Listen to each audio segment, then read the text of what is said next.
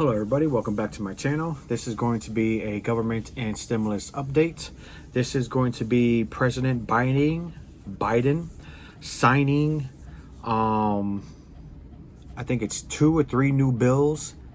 He names them while he signs them, so listen to the end of the video. That's why you guys to know exactly what he's signing. But mostly what this is dealing with is the manufacturing companies that he wants to make sure that they stay in the United States, they hire United States workers, and also that he's trying to get businesses to stay instead of moving to other countries to go and do the business because of cheaper money and labor and stuff like that.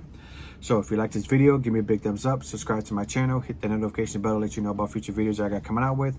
If you want to support my page, my Patreon page is linked below, guys. So let's get right into this video because I want you to hear it. It's not going to be not that long for what he speeches. So it's going to be hopefully maybe a 10-minute video. So let's see. I've long said that I don't accept the defeatist view that the forces of automation and globalization can keep union jobs from growing here in America. We can create more of them, not fewer of them. I don't buy for 1 second that the vitality of American manufacturing is a thing of the past. American manufacturing was the arsenal of democracy in World War II, and it must be part of the engine of American prosperity now. That means we're going to use taxpayers' money to rebuild America. We'll buy American products and support American jobs, union jobs. For example, the federal government every year spends approximately $600 billion in government procurement to keep the country going, safe and secure. And there's a law that's been in the books for almost a century now to make sure that that money was spent, taxpayers' dollars for procurement, is spent to support American jobs and American businesses. But the previous administration didn't take it seriously enough. Federal agencies waived the Buy American requirement without much pushback at all. Big corporations and special interests have long fought for loopholes to redirect American taxpayers' dollars to foreign companies for the products that are being made. The result, tens of billions of American taxpayers' dollars supporting foreign jobs and foreign industries. In 2018 alone, the department spent $3 billion, the Defense Department, on foreign construction contracts, leaving American steel and iron out in the cold. It spent nearly $300 million in foreign engines and on vehicles instead of buying American vehicles and engines from American companies, putting Americans to work. Under the previous administration, the federal government contract awarded directly to foreign companies went up 30%. That is going to change on our watch. Today, I'm taking the first steps in my larger Build Back Better recovery plan that invests in American workers, unions, and businesses up and down the supply chain. And I know that previous presidents entered office by promising to buy America and instituting the Buy American policy. But here's why this is different and not the same. I'll be signing an executive order in just a moment, tightening the existing Buy American policies and go further. We're setting clear directives and clear explanations. We're going to go to the core issue with a centralized, coordinated effort. Look, today, I'm creating a director of Made in America at the White House Office of Management and Budget, who will oversee our All of Government Made in America initiative. That starts with stopping federal agencies from waiving Buy American requirements with impunity, has been going on. If an agency wants to issue a waiver to say we're not going to buy an American product as part of this project, we're going to buy a foreign product, they have to come to the White House and explain it to us. We're going to require that waivers be publicly posted. That is, someone was seeking a waiver to build this particular vehicle or facility, and it's going to buy the following foreign parts. That waiver, the request for it's going to be posted. Then we'll work with small American manufacturers and businesses to give them a shot to raise their hand and say, yeah, I can do that here in my shop, in my town. It's about, as you heard me say before, I used to have a friend who was a great athlete and said, you got to know how to know. These small businesses don't even know they can compete for making the product that is attempting to be waived and be able to be bought abroad. So that actually is good. I like that idea, though. Budget to review waivers to make sure they are only used in very limited circumstances. For example, when there's an overwhelming national security, humanitarian, or emergency need here in America. This hasn't happened before. It will happen now. Here's what else we're going to be doing. Under the Build Back Better Recovery Plan, we'll invest hundreds of billions of dollars in buying American products and materials to modernize our infrastructure, and our competitive strength will increase in a competitive world. That means millions of good-paying jobs using American-made steel and technology to rebuild our roads, our bridges, our ports, and to make them more climate resilient, as well as make them able to move faster and cheaper and cleaner to transport American-made goods across the country and around the world, making us more competitive.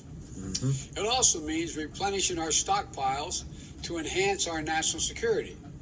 As this pandemic has made clear, we can never again be in a position where we have to rely on a foreign country that doesn't share our interest in order to protect our people during a national emergency.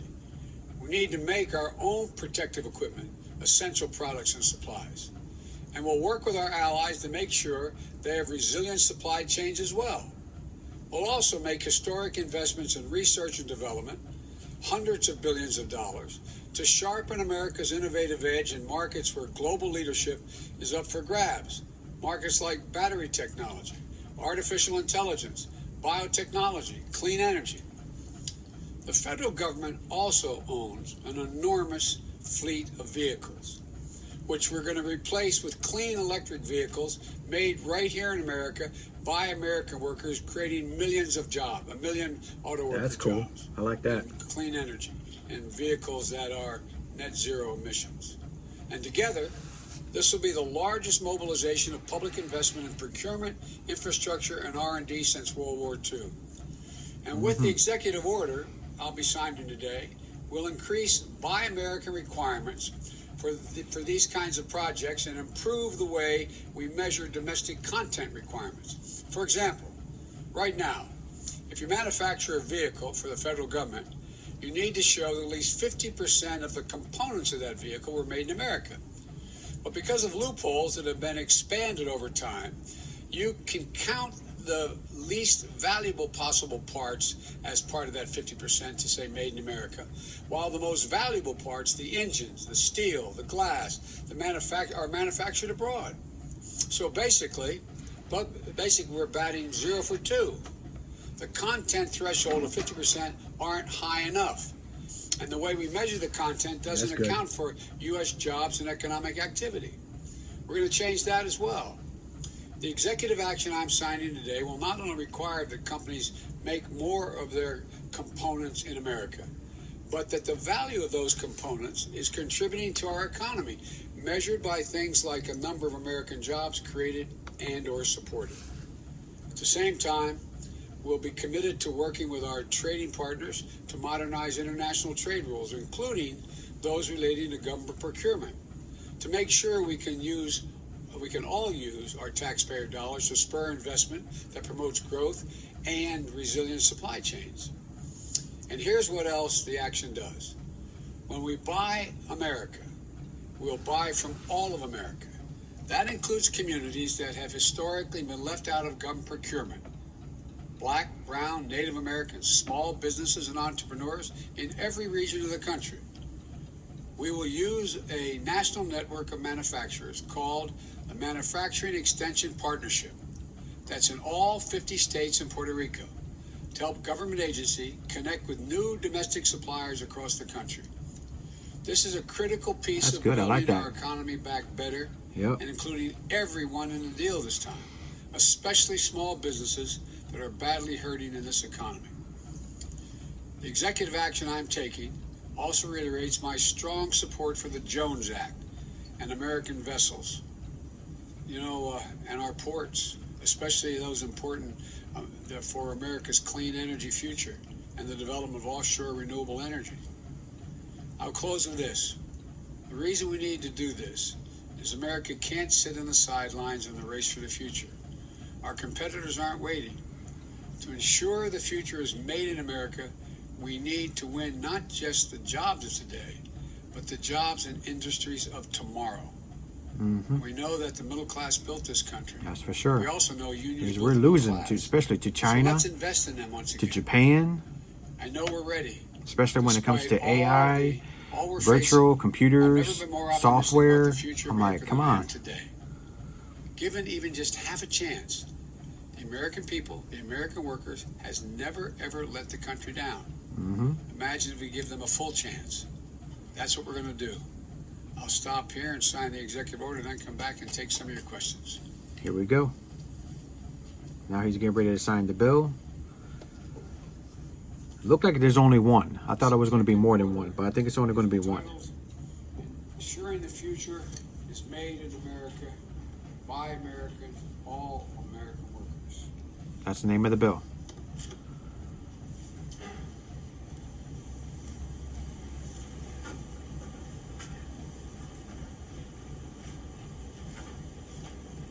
There you go. He signed it. There you go. Now I'll be happy to take your questions.